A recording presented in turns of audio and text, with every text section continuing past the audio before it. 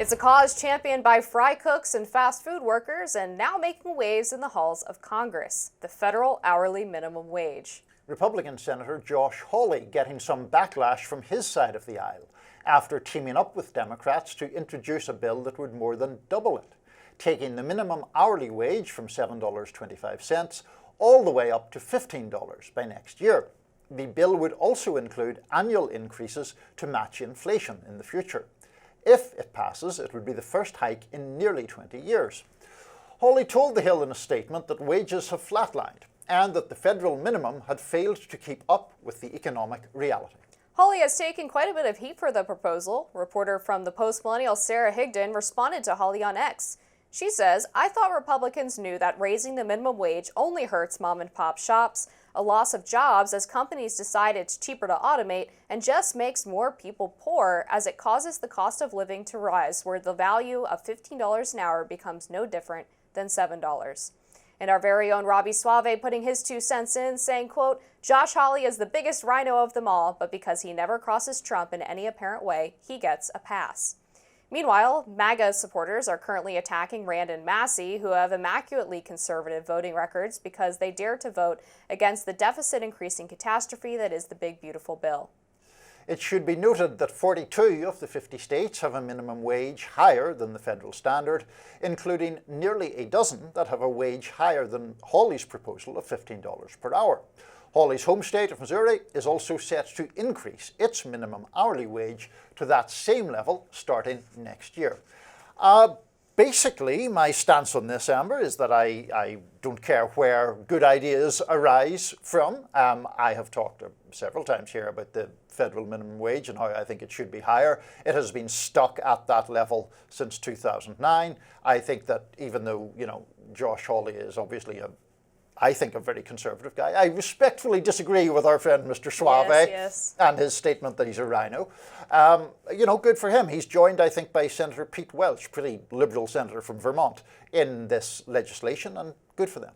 Yeah, I should note that Robbie actually called them MAGA sycophants, not supporters. So yes. It was a little harsher than I read. But softening his attack. I didn't mean to, but yes, it was sycophants. But I am not reflexively opposed to raising the minimum wage. I mean, when I first entered the workforce as a high schooler, being a lifeguard, I was making $7.25 an hour in my first job. We're obviously in a much different economy now. Sure. I think it's reasonable, even if you believe that most minimum wage jobs should be for entry-level, low-skilled workers, particularly people who are part-time workers or high schoolers or college students who are trying to get their first job. It's clear that I think $7.25 is too low. I would probably split the baby and maybe put it at somewhere to $10 to $12, or maybe you increase it over time as opposed to going right to the $15 an hour. I do think there are legitimate concerns about job losses for small businesses that maybe can't afford to bear that burden so quickly. And I think that the AI automation point is a good one too, right? You see a lot of fast food restaurants cutting down on cashiers, instead having those automated ordering screens. I've heard from a lot of people that low entry level, like low skill jobs in their industry are now being taken over by AI. And so it's hard for people to get experience in those low level roles if they don't exist or they're going to robots. Those kind of things. So there are real economic concerns to be balanced here, and so any increase, I hope, would be balanced with those issues. There may be concerns we can come to in a second, but I also think that there is a real issue with wage stagnation in this country, and there has been historically.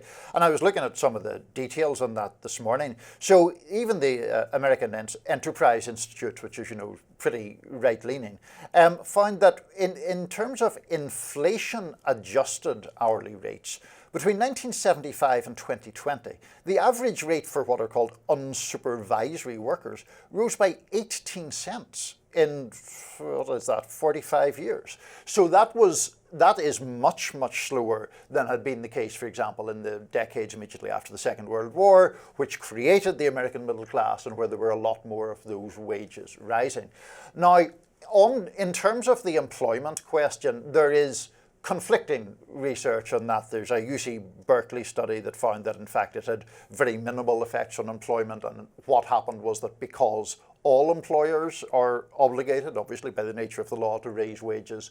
There's a moderate increase in prices to consumers, and this Berkeley study was suggesting that concerns about employment are overstated.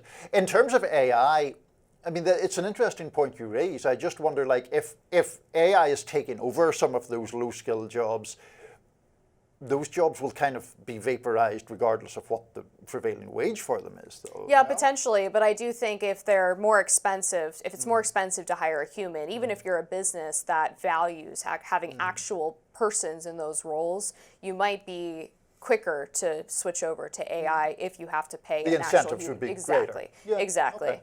The average minimum wage around the country, I believe, is $10.48, which is how I kind of landed on that $10 to $12 range.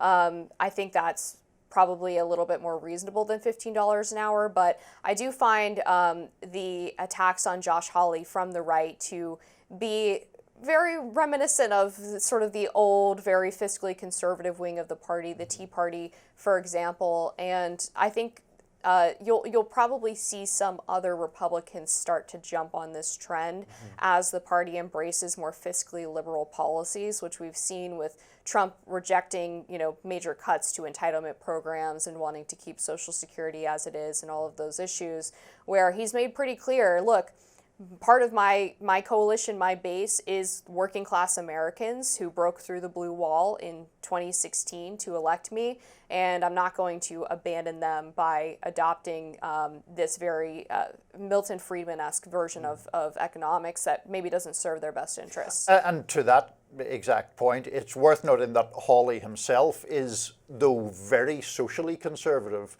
definitely on that more whatever you would call worker-friendly kind of end of He's the very Republican concerned Party. about monopolies. Right. He's very pro-union. Right. I mean, a lot of people accuse him of being the Elizabeth Warren of the right. Right, yeah, because he actually is concerned about labor protections and things Exactly. like that, which is, I think, makes political sense for him, and obviously it is part of this increasing political realignment that we're seeing. Yeah, and it's something that makes sense in Missouri, by the way, because you have Missourians voting for Josh Hawley and Donald Trump, but also for increasing the minimum wage to $15 an hour and for paid leave. Yeah, and then there's a whole story as well about the population being more in favor of left-wing economic policies than cultural policies. In any event, law enforcement turns on media covering the LA riots. We have plenty to say on that coming up next.